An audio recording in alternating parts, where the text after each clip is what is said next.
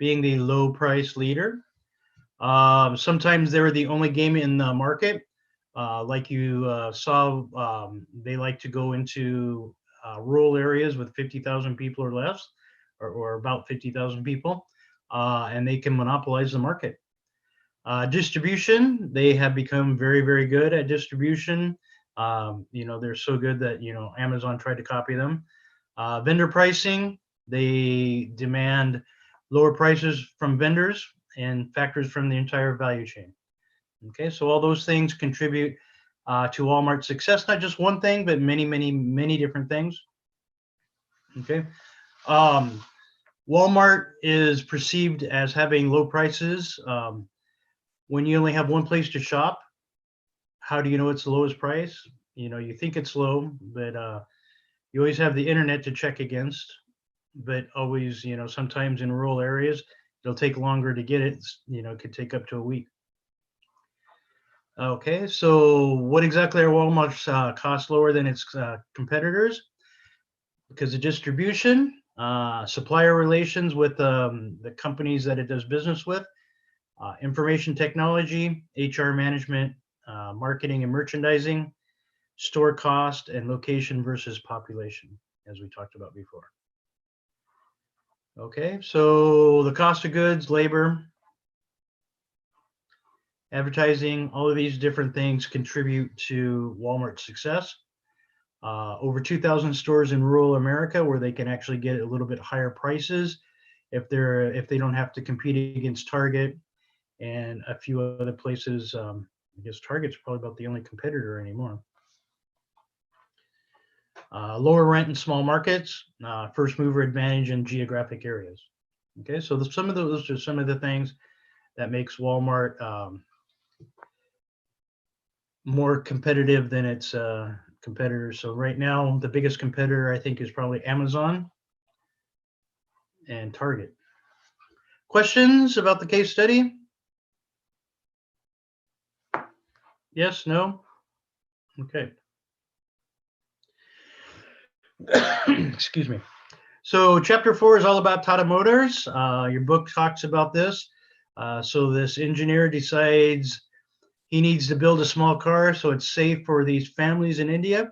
Instead of piling 10 people onto a motorcycle or onto a scooter. So they come up with a design and a whole new way of marketing cars. Basically, they take a bunch of cars into a rural town. They teach them, or they sell them a car, but they give them a driver's license. They teach them how to drive. They give them a driver's license, insurance, and everything. So the cars come to the people, and they not only just sell them a car, but they also give them everything they need to drive the car, which is kind of a radical concept, isn't it? So they took the scooter model of the sales and marketing and applied it to the small economical car. They also make buses, big SUVs, and other vehicles. So they're not just the small, low-cost leader in the cars. Okay, so the cost advantage strategy we're going to talk about today, this week, and next week. Today we're going to talk about cost advantage, and next week we're going to talk about differentiation advantage. Okay, so there's two strategies. A firm reduces its prices below all of its competitors, thereby allowing it to gain market share. And the other strategy for cost advantage is a firm may choose the same price as competitors, which results in greater profits rather than higher market price. General Motors did the second. General Motors could have built every single one of their cars, this back in the 80s and 90s. They could have built every single one of their cars under the cost of all of their competitors combined. So they could have actually flooded the market with their cars at a lower price than anybody else, but they chose not to. They chose to use about the same pricing as what their competitors, so they can make a higher profit. Ironically, they still went bankrupt. All right. So sources of cost advantages, economies of scale, which we just talked about briefly, learning and experience effects, lower cost due to proprietary knowledge, lower input cost, and different business models.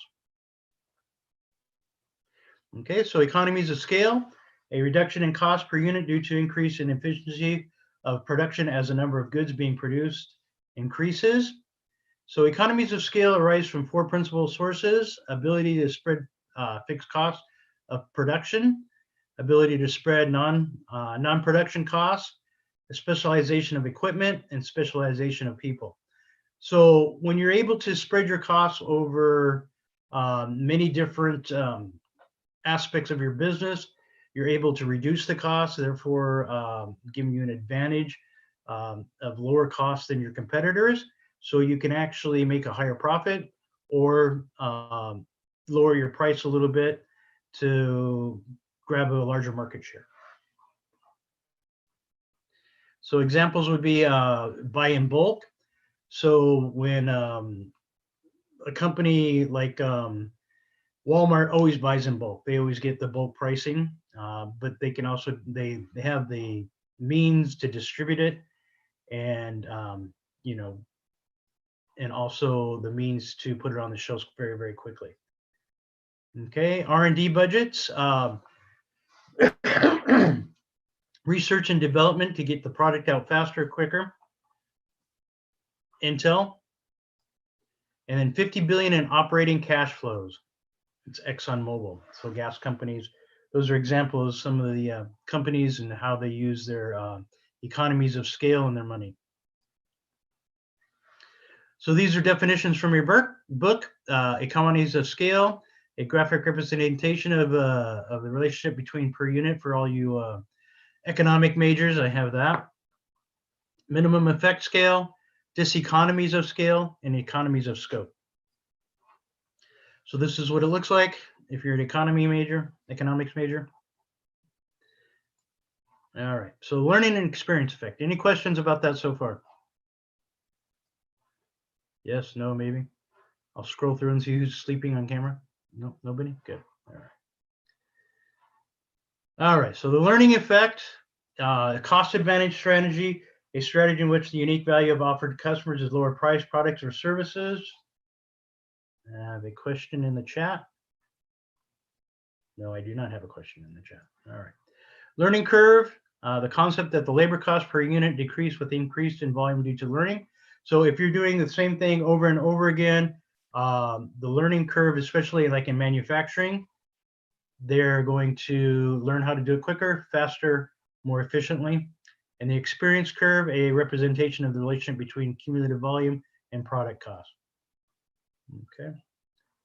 So again, for your economics majors, I don't think I have any economics majors in this class.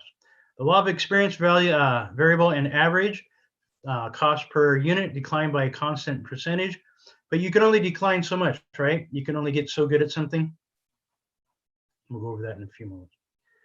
Okay, so why the experience curve works, decreasing variable cost per unit due to learning. So human learning, efficiency. So if you do something repetitively over and over and over again, you're going to learn how to do that very quickly, very efficiently. Design and process technology learning. So if you design something that's a better process, that will be help you technology learning. Decreasing fixed cost per unit due to scale. So the economy is a scale, increasing ability to spread fixed costs. This mostly applies to manufacturing. So in a lot of large companies, they'll tell you the accounting department is not a revenue generating type of department. So they always look at it, accounting and some of these other departments that don't make money, they kind of look at it as a drag on what they talk about as far as fixed cost departments. So if you can increase your profit, departments like that, that cost you money, the cost of it goes down. Okay, limitation of the experience curve. So market share does not guarantee substantial cost advantage. What is the cost of market share? Learning curve flattens with high experience. So once you get to a certain level, you level off.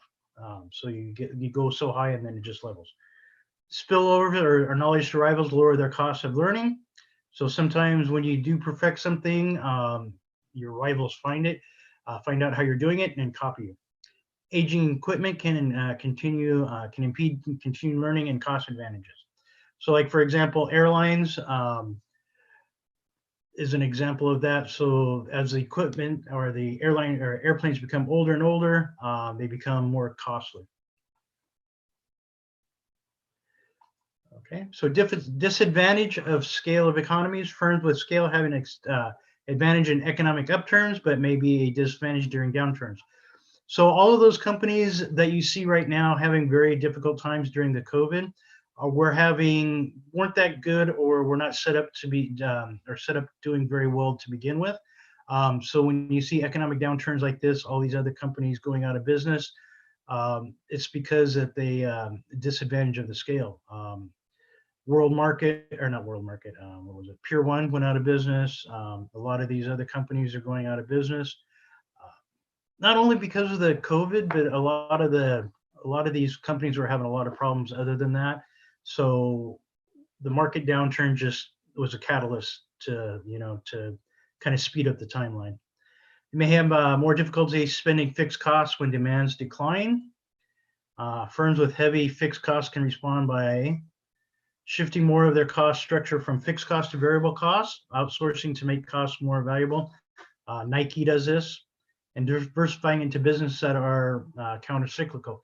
So you're also seeing a lot of these other companies that are successful diversifying, going into other types of industries. All right, any questions so far? Have I thoroughly bored you yet? No, not yet. All right, we still got time. Lower cost due to proprietary knowledge. Proprietary knowledge is information that is not public, that is viewed as a property of the holder. So Kentucky Fried Chicken has their 11 herbs and spices, right? That's been their secret since the 60s. You guys want to know what their secret herbs and spices are? Yeah. 11 secret spices. There you go. There's all 11 of them. I don't know if it's true or not, but I got that. All right. So some key principles, Toyota production system is proprietary knowledge, the pull system to avoid overproduction, just-in-time delivery to reduce inventories, level out the workload to smooth production, use visual controls to illuminate problems and reduce defects, find the bottleneck to increase production. So these are just 5 of the many things that Toyota does. And a lot of companies try and copy Toyota. General Motors, for one, has tried to copy them in a lot of different aspects of everything they do. So cost reduction at US auto plants. So for example, percentage cost reduction. So what's happening is they'll do 5 of 30 practices impeded. So these are the type, what they're trying to do is imitating what Toyota does, and 21 practices implemented. So the percentage of cost reduction, they can reduce their cost by 11, even 26%. So even a 5% reduction of cost of $1 billion is quite significant. So if you can implement a few different practices that Toyota is doing and save 5%, that's quite a bit of money. All right. So the secret ingredient to Coca-Cola is the coca leaf, which is actually cocaine. So where do they keep the recipe? They keep it in a vault. So this is proprietary knowledge, Coca-Cola's recipe, and you wonder why you're addicted to Coca-Cola, right? All right, so any questions about proprietary knowledge?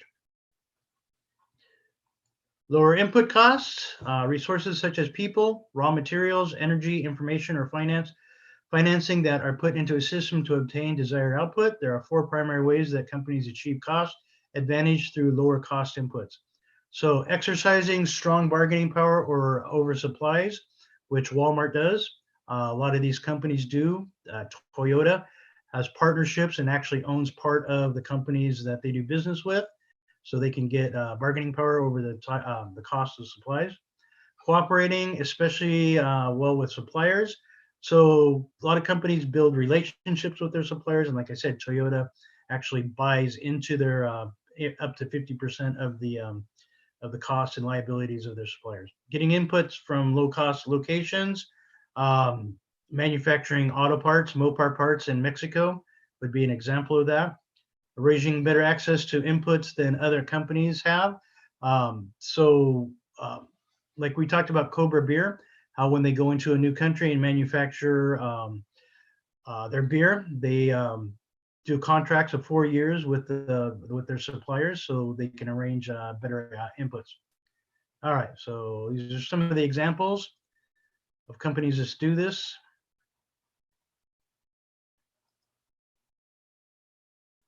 All right, so lower input costs, we just talked about bargaining power over suppliers, purchasing volume, purchasing negotiation tactics, cooperation with suppliers, and so on. Location advantage, for example, wages in Mexico are lower, so the input costs are lower.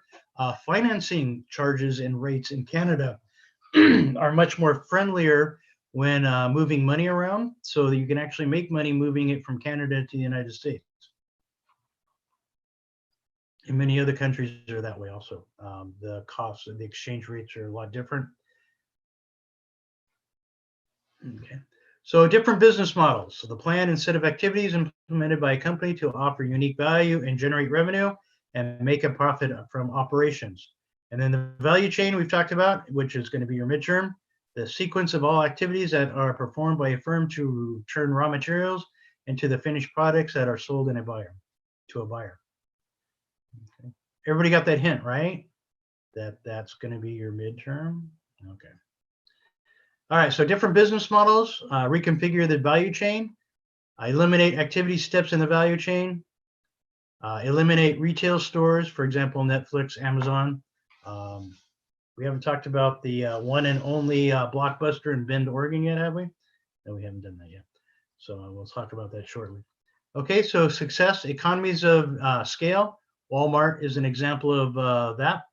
Learning and experience effects, Intel is an example of that. Proprietary knowledge, Toyota. Lower input cost, Nike, how they outsource in different countries. And different business models, Netflix. So the source of cost advantage, different business models. We're going to talk about Lyft and Uber. So Lyft and Uber basically revolutionized how people no longer, well, the taxi cab companies are still in business, but the technology had, one, made them come up with apps to compete with them, and two, almost put a lot of them out of business, right? Everybody has an Uber, Lyft app on their phone, probably, most likely. So New York City, you have to have this little, I forget what it's called. It's basically a placard on your car in order to do business in New York City. You have to actually pay for this. Okay, so I forgot to put my poll up, darn it. So how much do you think this actually costs? The medallion between $160,000 to $250,000. Yeah, exactly. So in order just to do business, so Uber comes along and Lyft comes along with their little app platform from consumer to business, and they say, okay, push a button. Yes, your Uber driver will be here in a few minutes. In New York, you have to flag one down, and half the time you can't even flag down a taxi cab because they're not in service. So they have to pay $160,000 minimum. I think it's gone down since because of Uber and Lyft. It's gone down, I think, quite a bit. But at one time, it was almost $250,000 to get this thing, just to make money in New York City. So Uber and Lyft definitely revolutionized how rides are giving in New York City, right? All right, so questions about anything in chapter 4? Yes, no, maybe.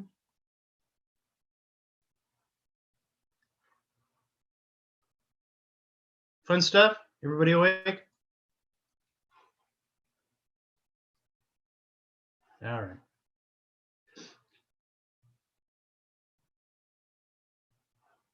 No, I don't want that.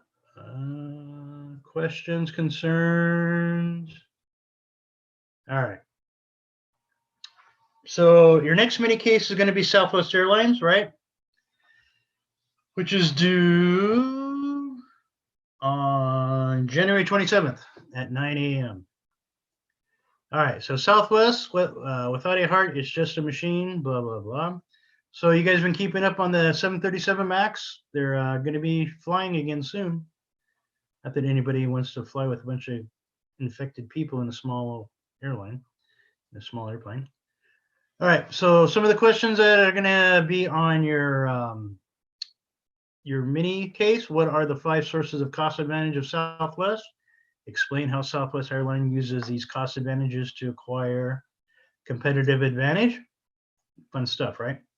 So it's all about economies of scale with Southwest. So economies of scale, learning and experience effect, lower cost due to proprietary knowledge, lower cost input, different business model. So Southwest actually almost does all of these to some extent. All right, and then you're also going to be using the 5 forces. Remember that? We talked about that. Threat of new entrants, bargaining power of buyers, threat of substitute products, and bargaining power of suppliers and buyers, and rivalry among existing competitors. As we talked about, the airline industry is very, very competitive, very, very much like my industry. So the rivalry is very high. Okay, something that your book does not talk about, and I'm going to go over PESTEL, which is political factors, environmental factors, social factors, technological factors, economic factors, and legal factors of an organization.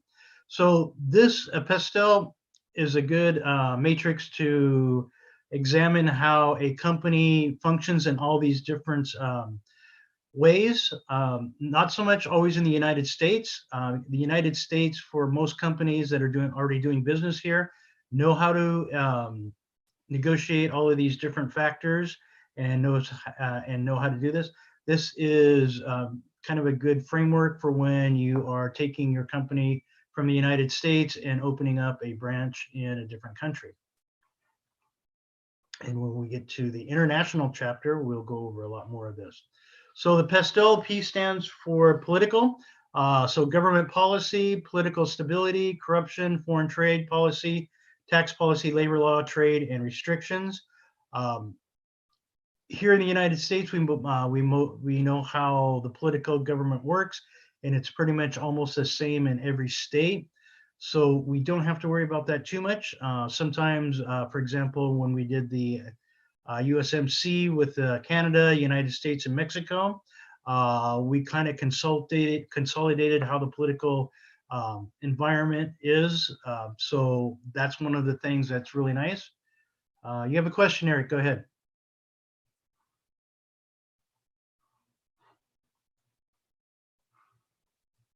Eric,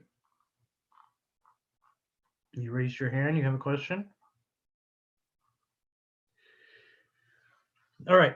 So economical growth, exchange rates, interest rates, inflation rates.